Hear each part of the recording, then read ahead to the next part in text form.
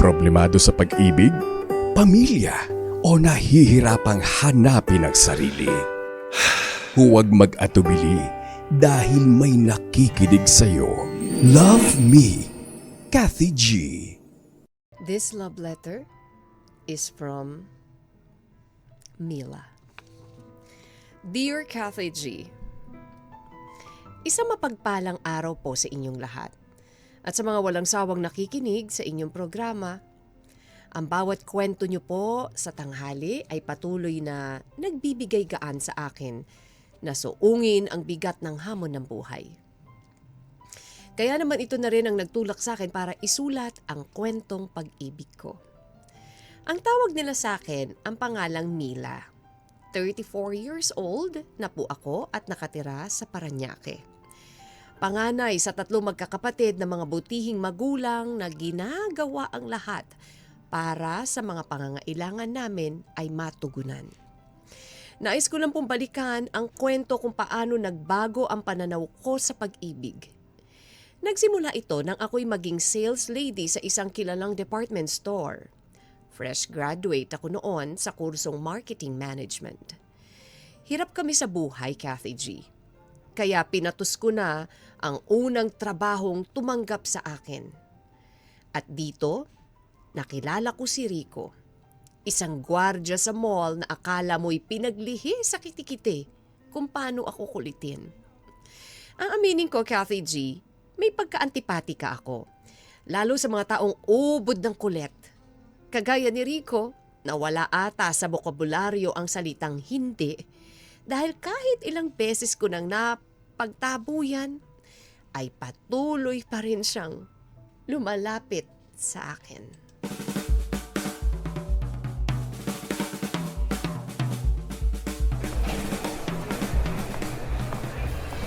Yes, ma'am. We have it in any color po. Pink, blue, green, yellow. We get it only for you. How about indigo? Meron kayo? Yung medyo may pagka-orange. Si ma'am naman. Tie-dye dress na po yata yung hanap nyo. Ganun? Naku, hindi na pala kami bibili. Ang mahal pa rito. Mila, Ma'am, sir. Shoes po, dress. Ano pong hanap nyo? Mila naman. Parang sirang plaka ko rito oh.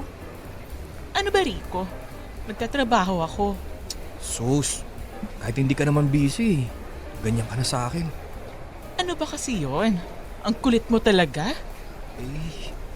Kumain ka na ba? Gusto ko lang naman sanang ayain kang mananghalian. Saan? Sa may bagong kakabukas lang na cafe sa tapat? Cafe ka dyan. Karinderya tayo no. Mas masarap doon. Libre pa sabaw. Ayoko. Hindi pa ako gutom. Sige na, umalis ka na. Bumalik ka doon. Trabaho din, no? Mamaya pang lunch break. Tatrabaho kaya ako. Tignan mo. Tahimik at payapa lang lahat na namimili. Ganyan din ang buhay mo kung hahayaan mo kung samahan kita. Sus, style mo bulok. Doon ka na. May paparating na customer. Excuse me, miss. May small ba kayo nitong shirt? Yes, sir. Extra small, special small, small but terrible. Meron yan. Mamaya ah. Ewan ko sa'yo. Mag-isa ka.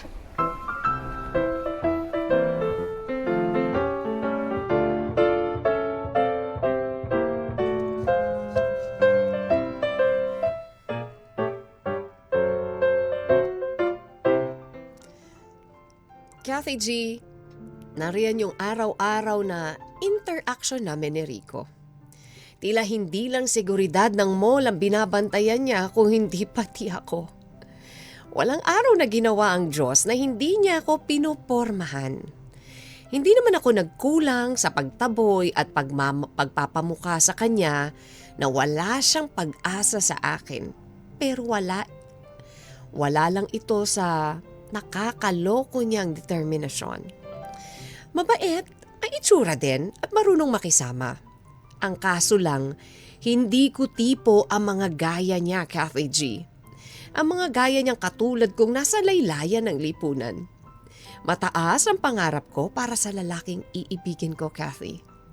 Gusto ko yung may napatunayan na, may narating na, o di kaya naman ay may planong maayos na buhay. Aspetong malayo sa pagkatao ni Rico. Siya yung tipong ayos na basta makaraos lang. Kontento na sa kung anong katayuan niya ngayon. Alam ko ang sitwasyong isang beses lang kumakain sa isang araw at pinagkakasya ang kakarampot na kita sa pang-araw-araw na gastusin.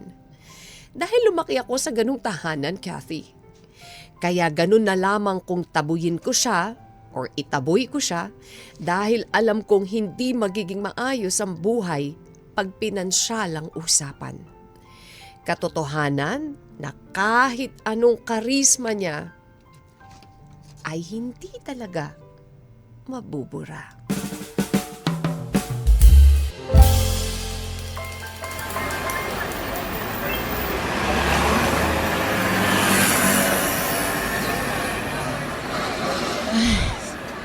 Anong oras pa lang?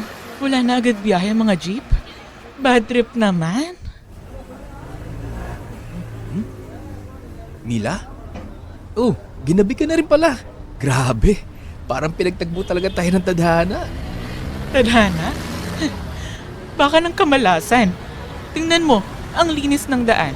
Kung may jeep naman, punuan na. Man, gabi, pero mainit pa rin ang dugo mo sa akin. Meron pa yan. Saan ka ba umuwi? Okay, isa na lang, Olivares. Oh, ikaw na. Hindi na. Ikaw na. Ikaw na. Gusto ko makauwi ka ng ligtas. Ano ba, nagtuturoan pa kayo dyan? Sino ba sasakay? Rico, ikaw na sabi. Hindi naman ako nagmamadali. Sige na, Mila. Ikaw na. Ayaw ko sarili ko. Ay, bahala na kayong dalawa dyan. Uulan na, oh.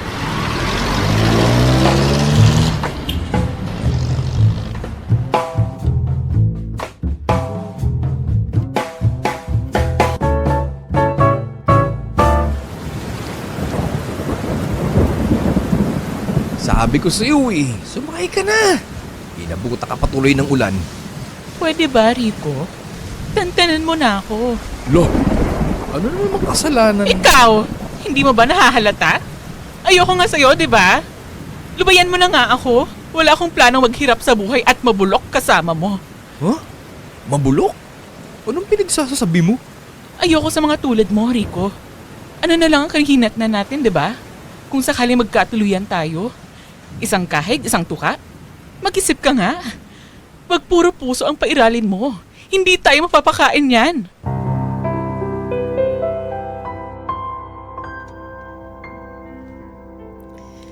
Simula na mangyari ang gabing yon, Kathy, tuluyan ng pinakinggan ni Rico ang matagal ko nang sinasabi sa kanya.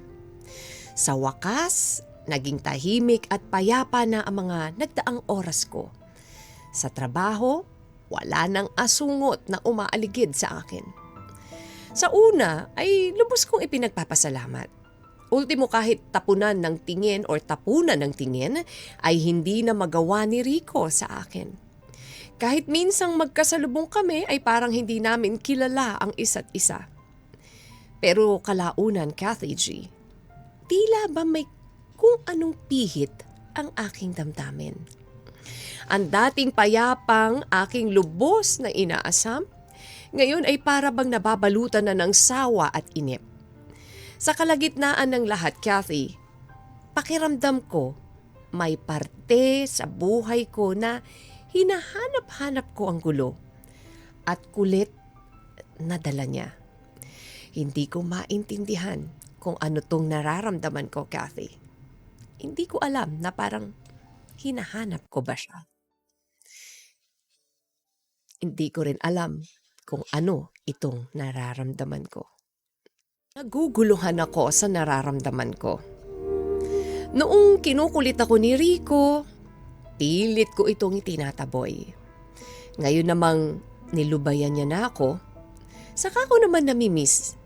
Ewan ko ba, Kathy G, kung bakit ganoon ang nararamdaman ko. Nahuhuli ko na nga ang sarili ko na nagnanakaw ng tingin kay Rico. Mabuti na lang at hindi niya ako nakikita. Pero sa kaibigan kong si Bea, hindi ako nakatakas, Kathy G. Alam niya ang mga sulyap na ginagawa ko kay Rico.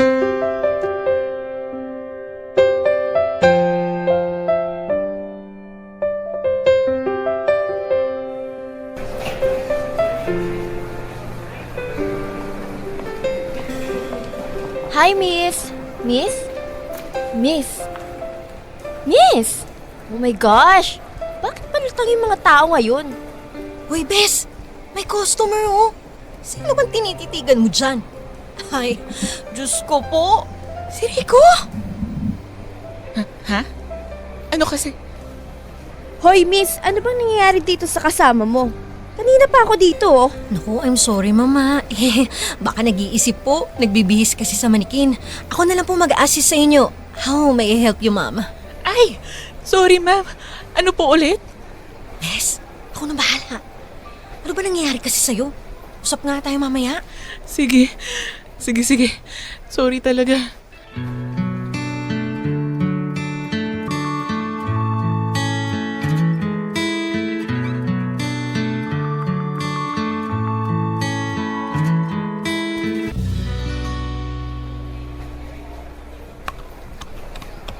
Oh, magtubig ka nga muna nang mabuhayan ka naman. Salamat. Pasensya na, Bes, ha? Ito kasing lalaki na to, ginugulo ang isipan ko. Sinong lalaki? Si ano? Yung makulit? Basta, kahit pangalan niya, ayokong banggitin. Ayan na nga ba sinasabi ko sa'yo, Mila? Ikaw tong todong pagtaboy sa kanya ng una, tapos ngayon binigyan ka ng espasyo. Ikaw naman to ngayong hinahanap-hanap ang pangulit niya. Nako, iba na yan ah. Hindi ko na nga alam, Bea. Oh, speaking of the devil, dadaan na siya rito. Ay, dead man na lang. Wow! Pero kung makatitig ka kanina, talo pa yung CCTV kung makatutok. Shh! Tumigil ka nga. Baka marinig ka. Hi, Rico! Pauwi na kayo? Oo eh. Kayo rin ba? Ingat kayo Sige, ingat din daw. Sabi nitong beshi ko. Uy, wala akong sinasabi, ha? Wala siya. Masyado namang defensive. Parang biro lang eh. Halata, tuloy na namimiss mo na siya. Ay, kahit kailan ka rin talaga, Bea. Nanlalaglag ka. Pasabi sa kaibigan mo, Bea. Miss ko na rin siya. Sana hindi na siya magalit. Makulit lang kasi tong lalaki na nagkakagusto pa rin sa kanya eh. Narinig mo yun? Gusto ka pa rin talaga niya.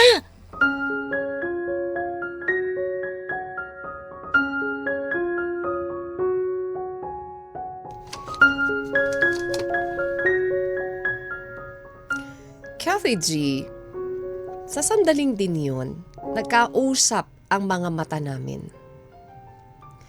Hindi nawala ang kinang ng kanyang tingin na may kung anong akap na ginawa sa puso kong hindi maaming hinahanap-hanap siya. Totoo pala talaga ang sinasabi nilang hindi mo mapapahalagahan ang isang bagay hanggang sa mawala na ito sa piling mo. Ganon ang pagpalinaw sa aking damdamin para mapagtantong nahuhulog na rin pala ako sa bawat pag-aya at pang-aasar niya. Kathy G, hindi madaling tanggapin ng aking pihikang puso, ang aking padalos-dalos na desisyon kung tuluyang nahulog na nga ako kay Rico. Gaya ng nabanggit ko kanina, hindi ko kaya ang umibig sa lalaking kaparehas ko lang ang mundo. Pero mas hindi ko pala kaya na hindi na maranasan sa aking buhay ang saya na dala ni Rico na pilit kong itinataboy dahil lang sa mga pananaw ko. Kaya Kathy, nang mabigyan ng isa pang pagkakataon, hindi ko na pinalampas na aminin sa lalaking ito ang tunay kong nararamdaman para sa kanya. Totoo pala na iba kapag tumibok na ang iyong puso.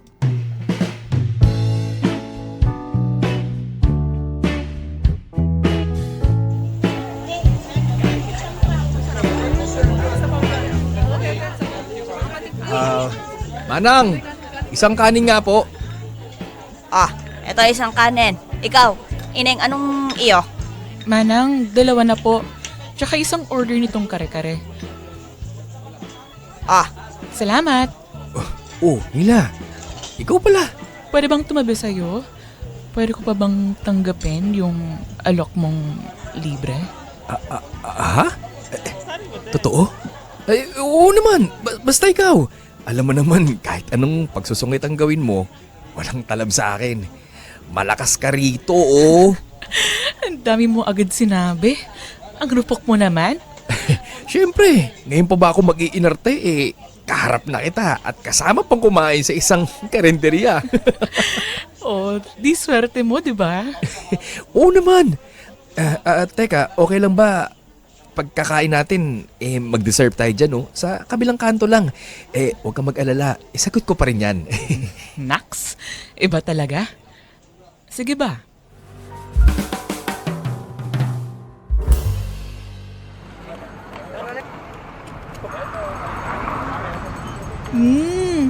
Ang sarap talaga ng ice cream pag libre.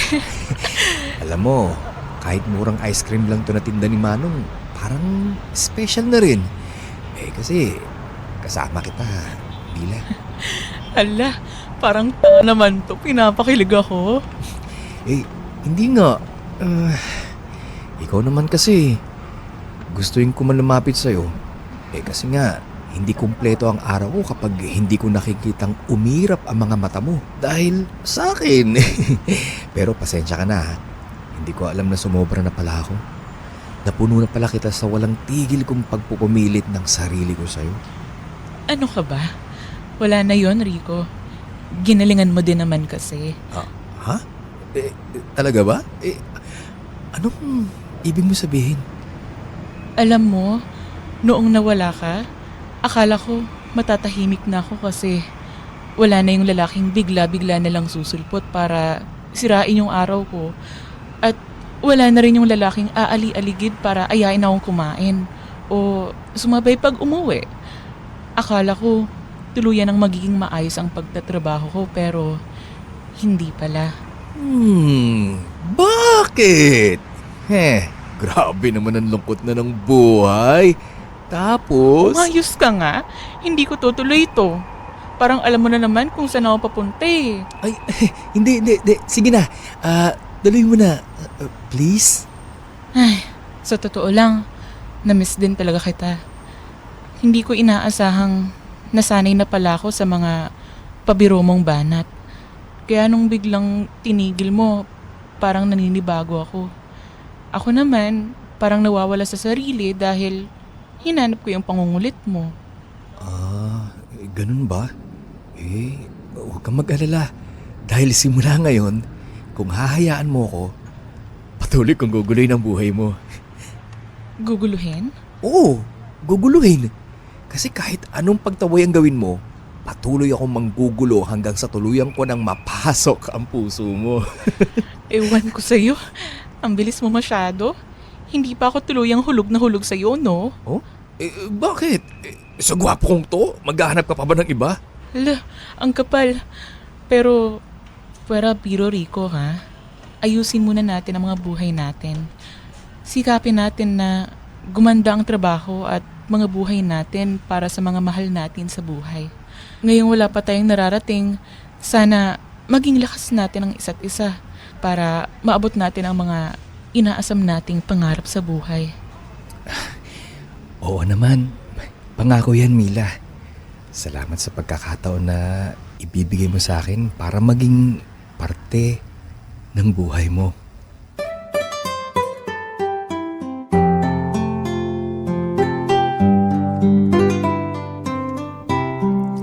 At yun ang naging simula ng mas lumalim pa naming pag-iibigan, Kathy G.